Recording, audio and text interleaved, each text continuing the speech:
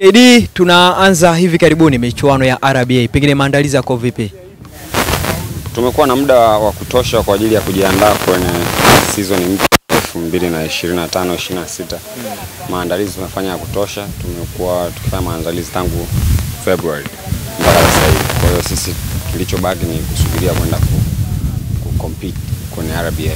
Ni mchezaji mpya katika kikosi cha Steno Warriors. Pengine maandalizi yako yako vipi, namna ambavyo kuonesha ubora wako, kwa sababu msimu uliopita ulikuwa na timu nyingine ya JKT, msimu huu upo na kikosi cha Steno Warriors.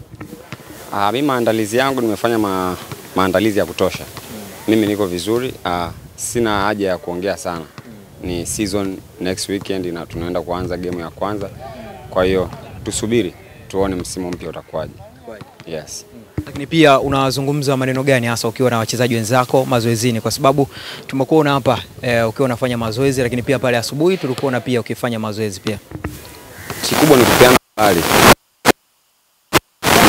Na timu siku zote lazima tuende kucheza kama timu. Kwa sababu haendi kucheza mtu mmoja. Sisi wenyewe kwa wenyewe tumejiandaa vya kutosha, tumefanya mazoezi ya kutosha.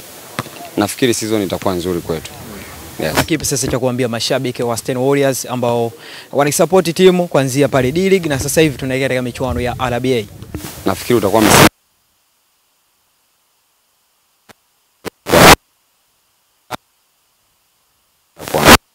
yes. Na kipi unawaambia opponent ambao moja kwa moja atakutana na Steno Warriors katika ligi ya D-League? Katika swali hapo utakata. Sawa, narudia swali pale kwenye D-League nitaikata. Sawa. Uko tayari? So, una kipi cha kuambia opponent ambao watakutana na Steno Warriors katika michuano hii ya RBA? Ndio mimi niseme. Ongea sana, season inaenda kuanza, tumekuwa tumesubiri kwa muda mrefu. Hatimaye imekaribia. Kwa hiyo kila timu imeweza kujipanga. Nafikiri itakuwa season nzuri. Sisi kama timu Steno na timu nyingine zimejipanga zaidi. Kwa hiyo sijaziona timu nyingine, siwezi kusema timu yetu itakuwaje, lakini sisi kwa upande wetu nilivyoona teammates wangu, maandalizi, timu yetu iko vizuri. Kwa hiyo season inaenda kuanza, wategemea mazuri. Yes. Shukrani sana KD. Asante sana.